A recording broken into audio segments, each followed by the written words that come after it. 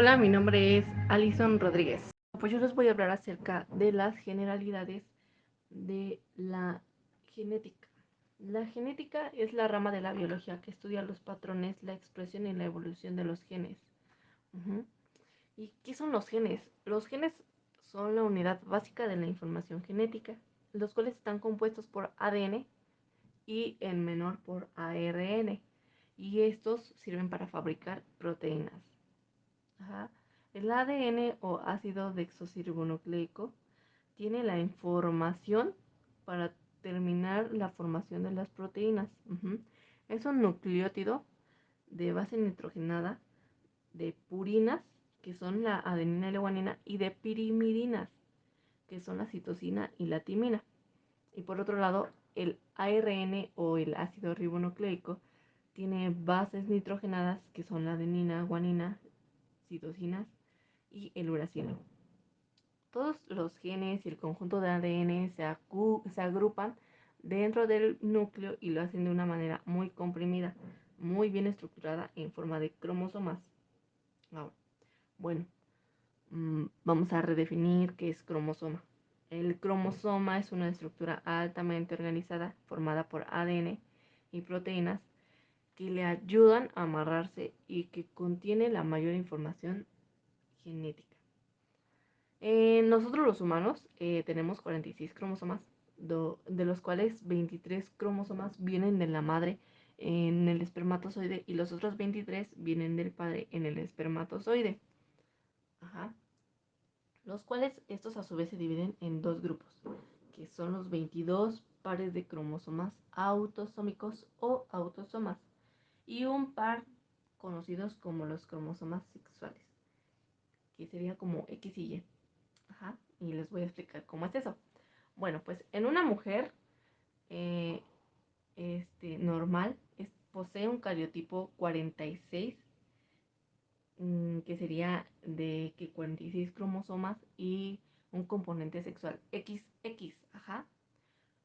Entonces, a la mujer le corresponde el X, el cromosoma sexual X. Y al hombre le corresponden 46 cromosomas y el componente sexual XY, o sea, la Y. ¿Ok? Bueno, pues este gen puede tener variantes, por ejemplo, en los ojos, ¿no? Que sean de color azul, verde, café oscuro, café claro, o sea, el color que quieras. Entonces, todas esas variantes de formas alternativas de un gen lo llamaremos alelos. ¿Mm? Las personas recibimos dos alelos durante la fecundación y uno de ellos se transmite a la descendencia.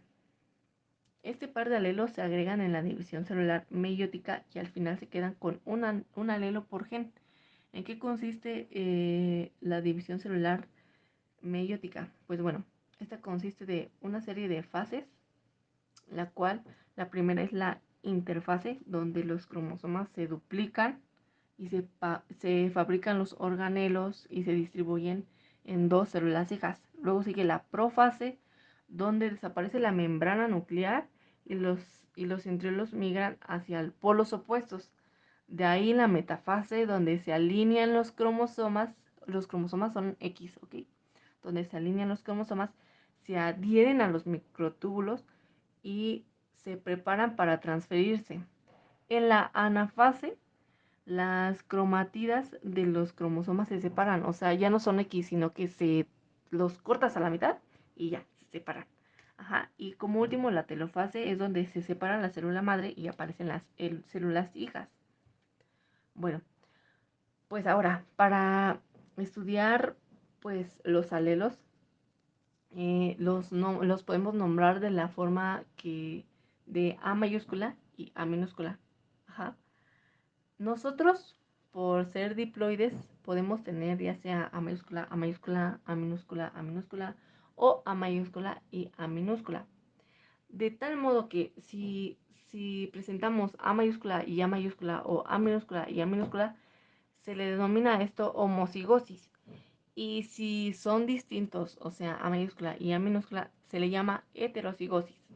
Y aquí es donde entra Mendel, el padre de la genética. ¿Ok? Em, Mendel hizo experimentos con guisantes, ujú, en los cuales él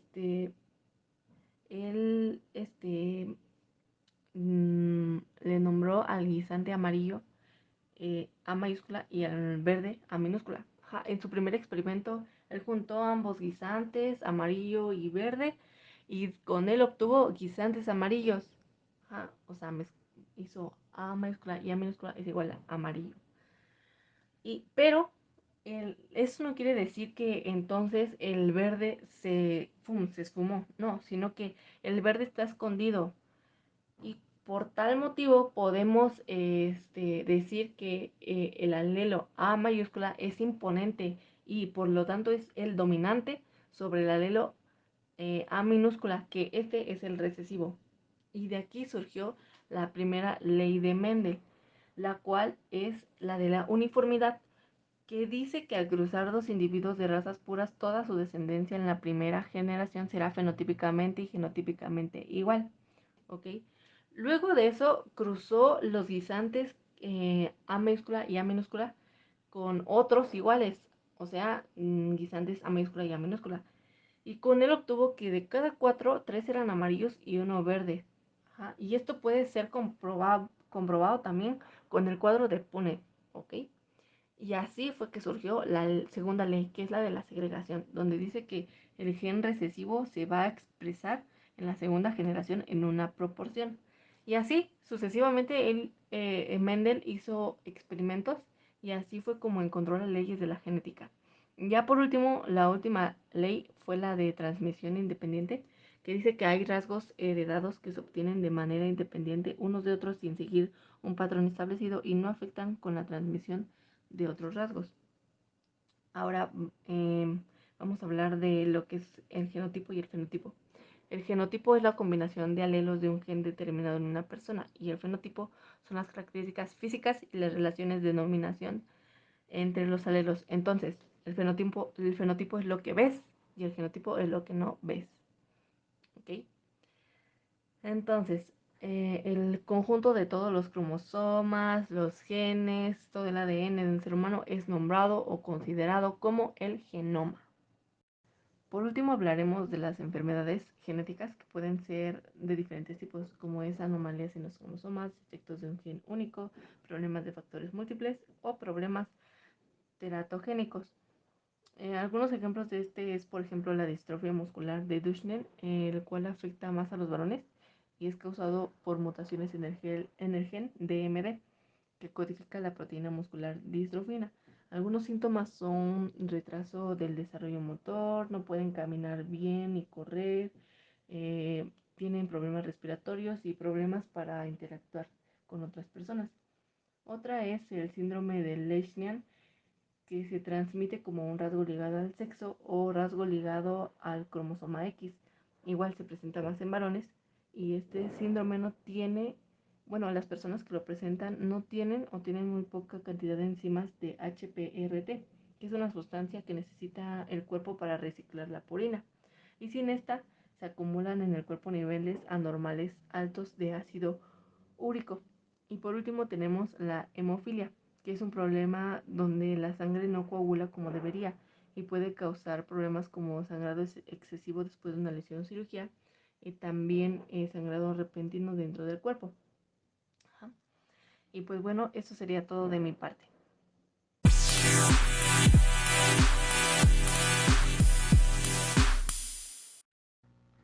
Hola, mi nombre es Daniela Ramírez Gómez y les voy a hablar sobre la filogenia.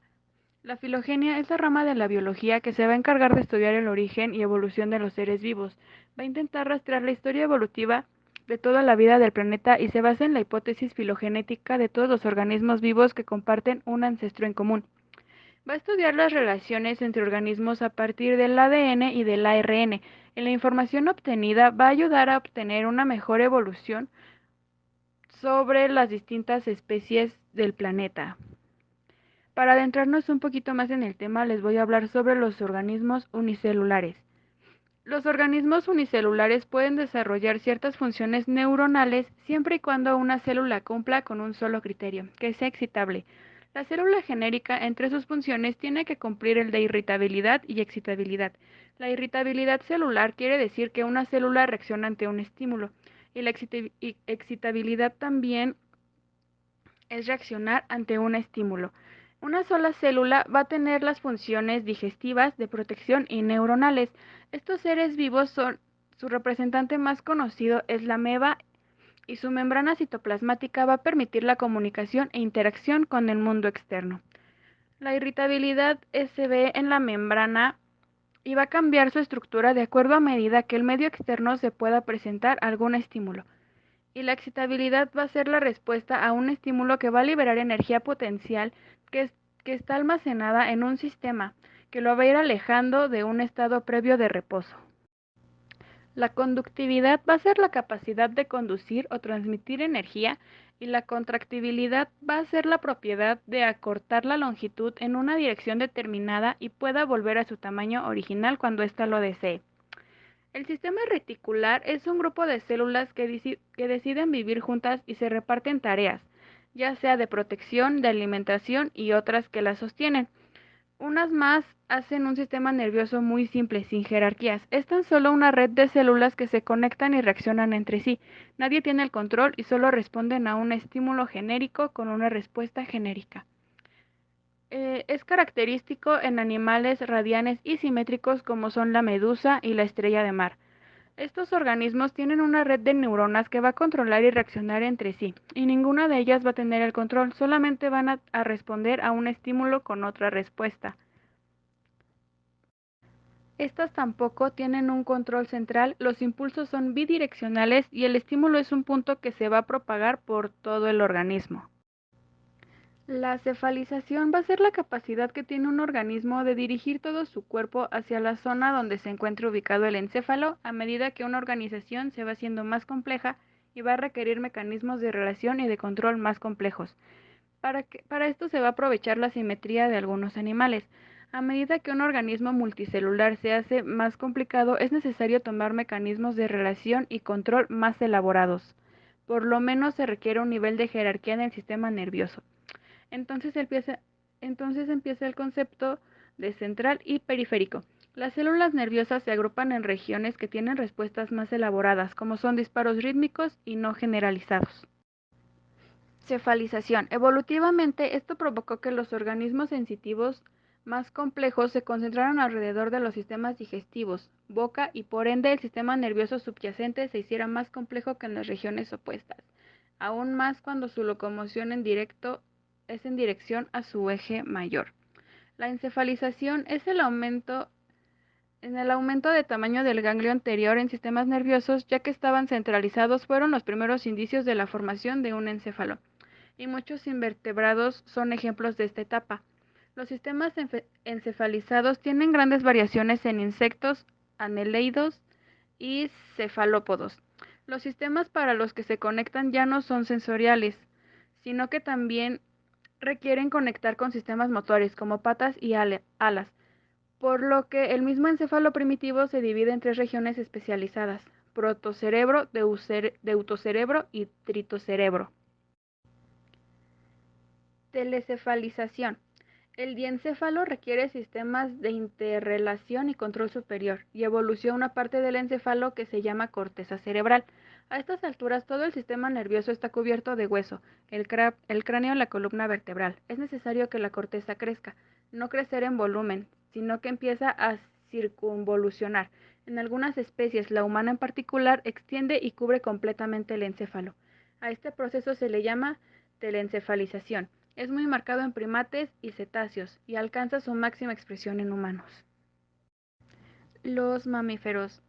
Los mamíferos mantienen su organización funcional en tres regiones y aparecen dos nuevas estructuras: el neocerebelo, que es el encargado del control y planificación de los movimientos de precisión y destreza en las extremidades, particularmente del miembro superior, y en la organización temporal de dichos movimientos, o más precisamente lo que se denomina memoria motora; y la neocorteza, que es la estructura más humana del sistema nervioso, ya que es la región de la corteza cerebral relacionada con las capacidades que diferencian al ser humano de otros mamíferos, como por ejemplo el lenguaje, la imaginación y la capacidad de abstracción.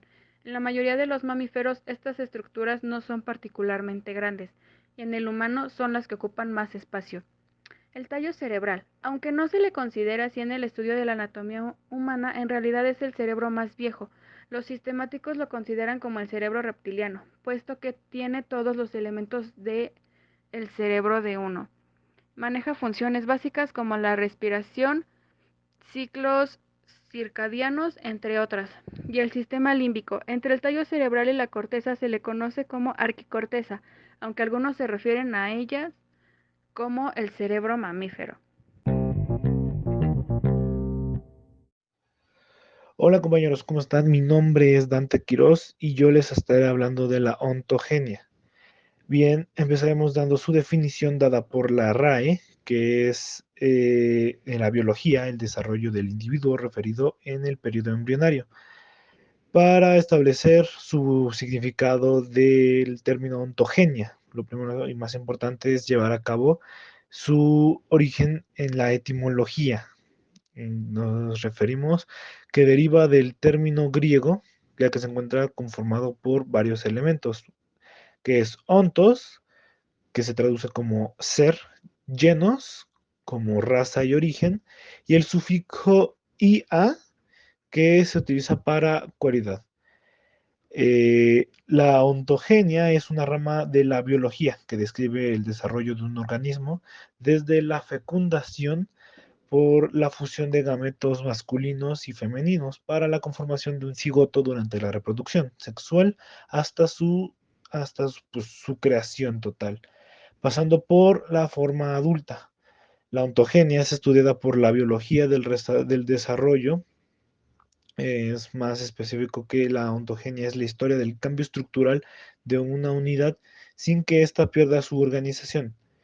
Este continuo cambio estructural se da en la unidad y en cada momento o como un cambio desencadenado por las interacciones provenientes del medio donde se encuentre o resultado de su dinámica interna.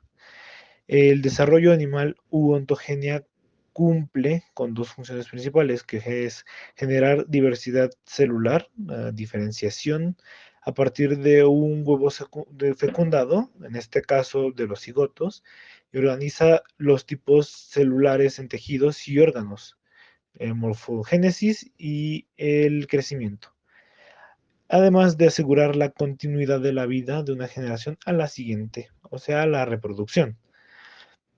La ontogenia se encarga de describir cómo se desarrolla un ser humano o un animal. Su noción se focaliza sobre todo en la etapa embrionaria, cuando se produce la fertilización de un óvulo. A través de esta misma materia se pueden analizar las modificaciones que se producen en la estructura de un individuo. Las células del cigoto comienzan a diversificarse y se organizan en órganos y tejidos mientras crecen, un proceso que se lleva a cabo de acuerdo a diversas interacciones y a la dinámica interior del organismo en formación. Bien, seguiré explicándole las etapas del desarrollo, el desarrollo dentro de la ontogenia, claro. Se le reconocen diferentes etapas en su desarrollo. Comienza con la fecundación, o sea, hace decir, los dos gametos del padre y la madre se unen para formar un cigoto. Un proceso de activación hace que el cigoto inicie y a través de la mitosis se segmenta. La siguiente fase es la embriogénesis, que se inicia con la segmentación del cigoto y se extiende hasta la organogénesis, es decir, la conformación de diferentes órganos. Durante mucho tiempo se creyó que la ontogenia era una muestra de cómo se desarrolla cada especie durante su evolución.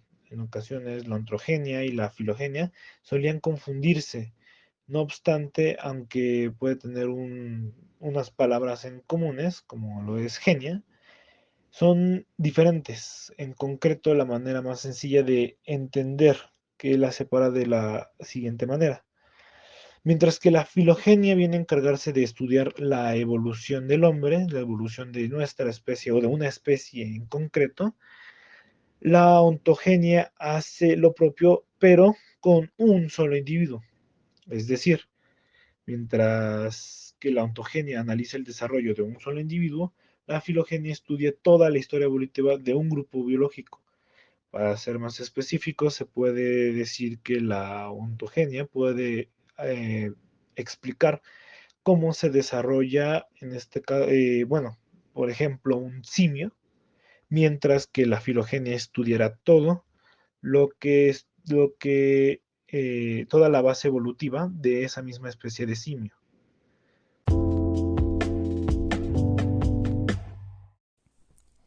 Hola, mi nombre es Valeria y les estaré hablando sobre embriología. Pero antes les estaré explicando algunos conceptos que espero que les ayuden en temas que posteriormente estaremos abordando. Entonces, comencemos definiendo lo que es la embriología. La embriología es una ciencia que estudia el desarrollo y la morfogénesis desde el momento de la fecundación hasta el nacimiento. Generalmente la embriología contiene periodos de tiempo, como lo es el periodo prenatal, o sea, antes del nacimiento, el postnatal, después del nacimiento, el periodo embrionario, que viene de la 4ª semana hasta la 8ª, y el periodo fetal, que abarca desde la 9ª semana hasta el nacimiento, que es cuando hay un mayor crecimiento y un mayor desarrollo de todo. Y para comenzar todo este desarrollo prenatal, situémonos en la primera semana. Todo comienza con la fecundación, es decir, con la fusión del espermatozoide con un óvulo.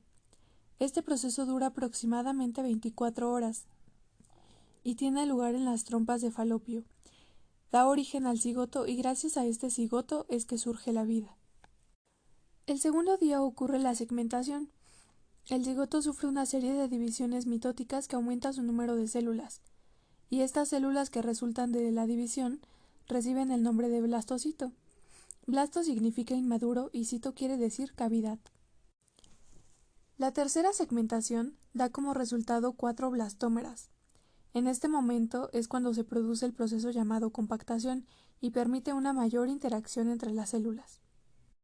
En la segunda semana ocurren varios cambios a nivel intraembrionario. El embrión se constituye por 2 láminas, razón por la cual denominaremos al embrión bilaminar. El proceso biológico más importante es la implantación, donde se introduce el embrión en el endometrio del útero materno.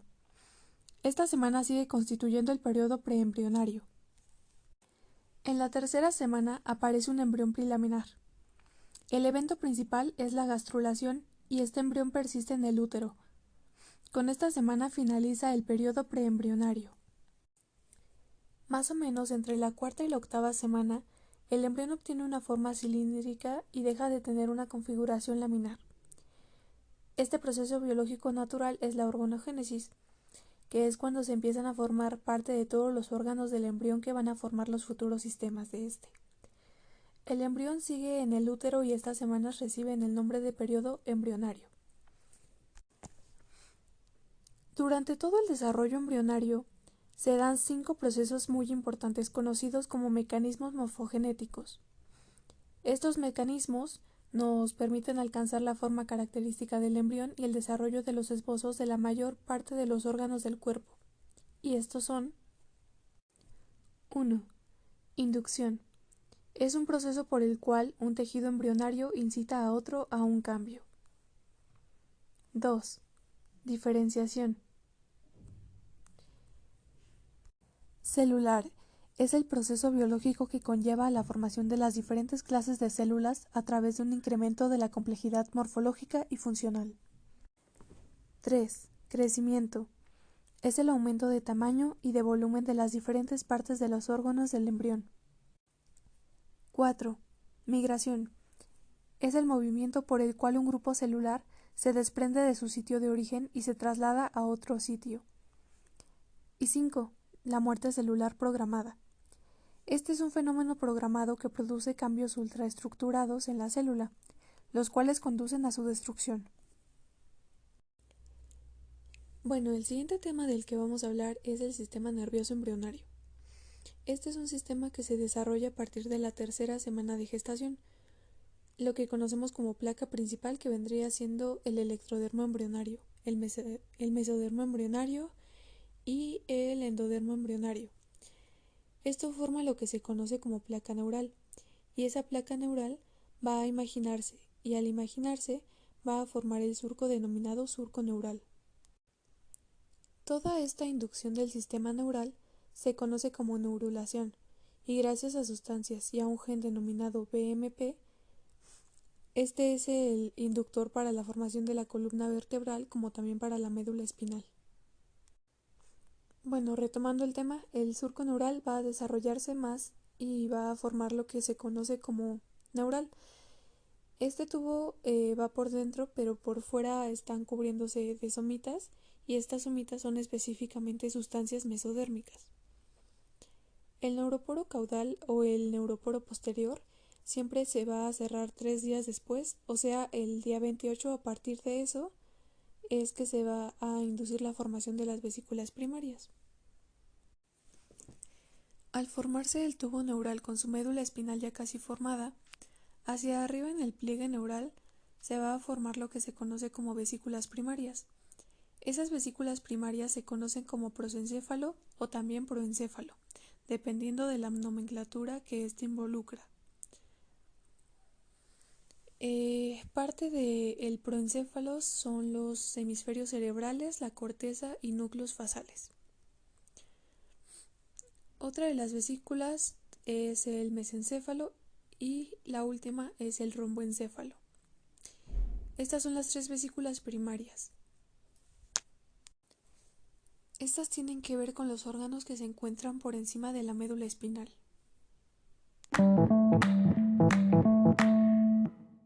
Hola, mi nombre es Angélica Palacios y hoy me toca explicar las células del sistema nervioso central, que bueno, estas se dividen en dos y son las neuronas y son las células glías.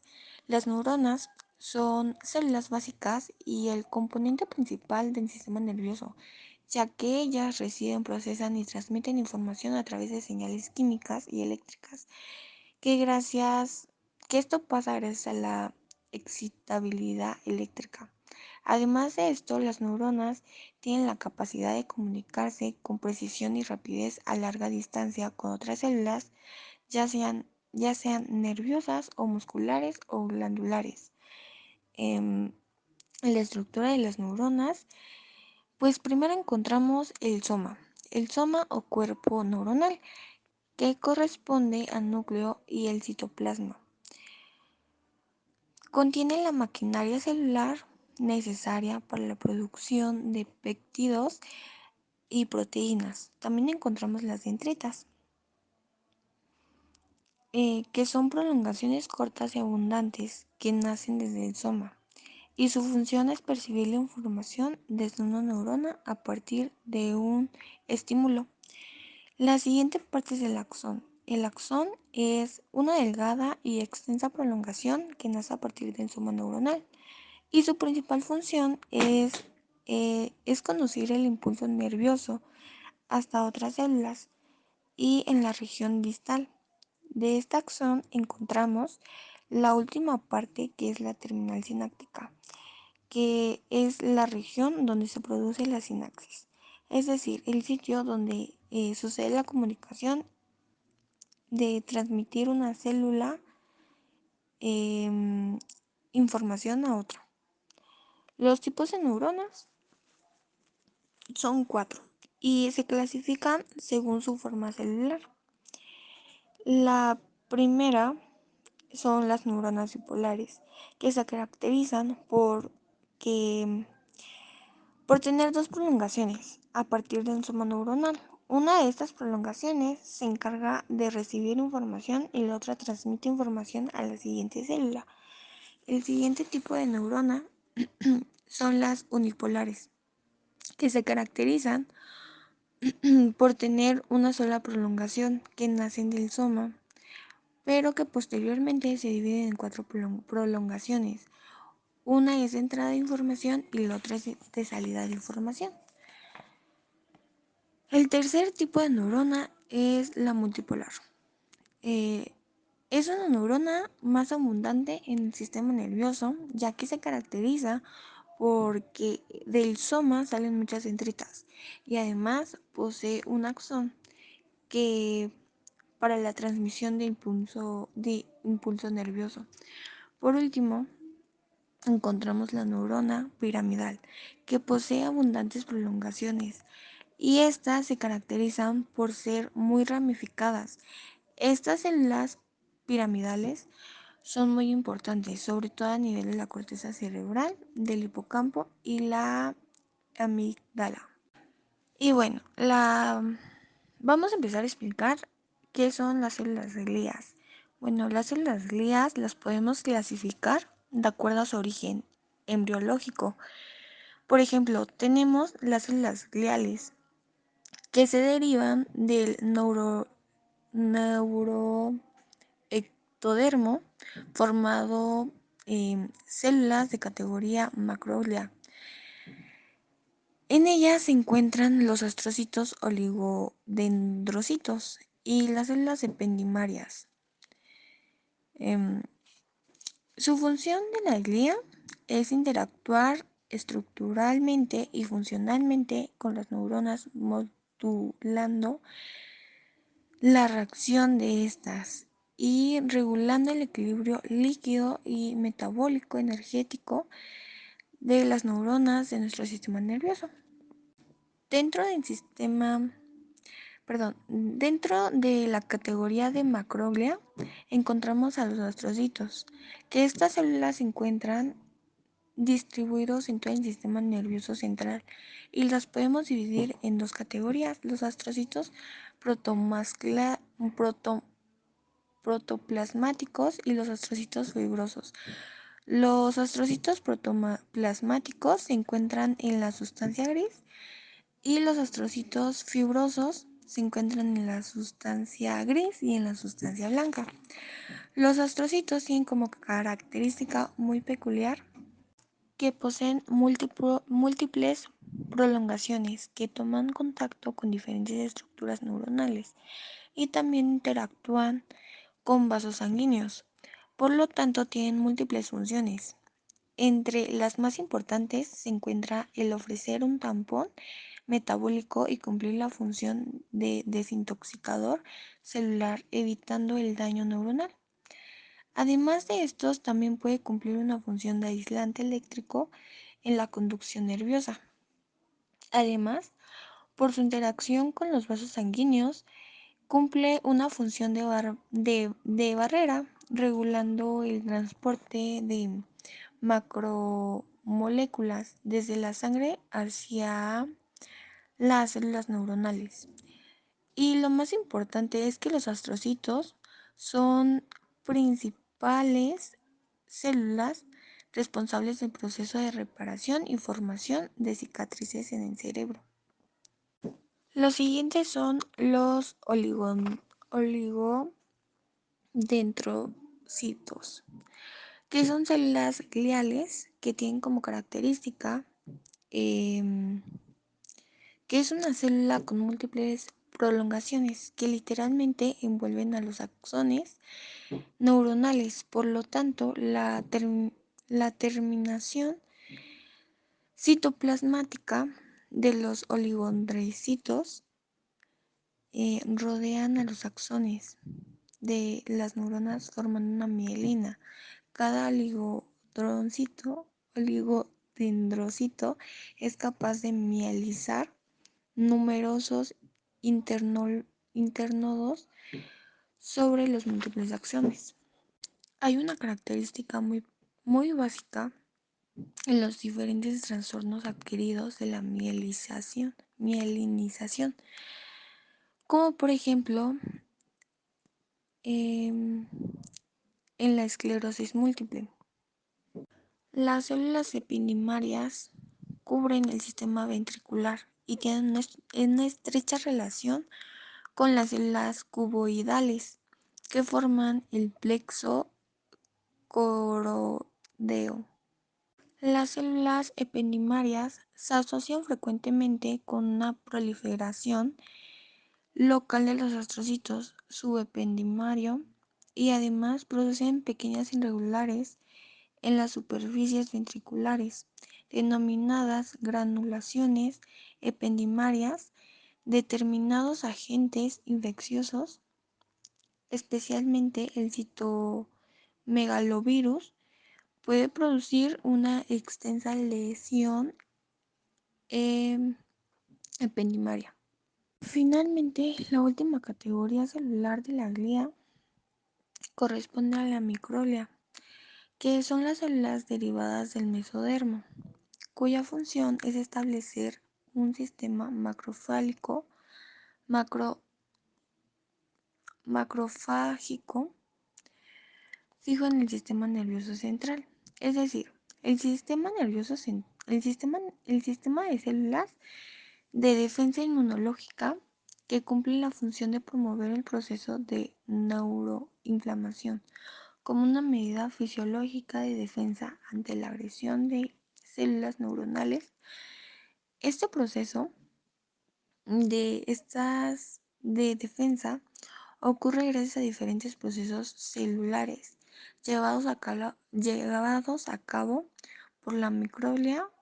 Entre estos están los procesos que tenemos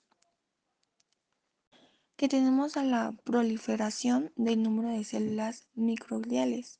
Además, la producción de cambios estructurales del núcleo y la información y la formación de agregados alrededor de los focos de lesión, como por ejemplo las lesiones de tejido necrótico.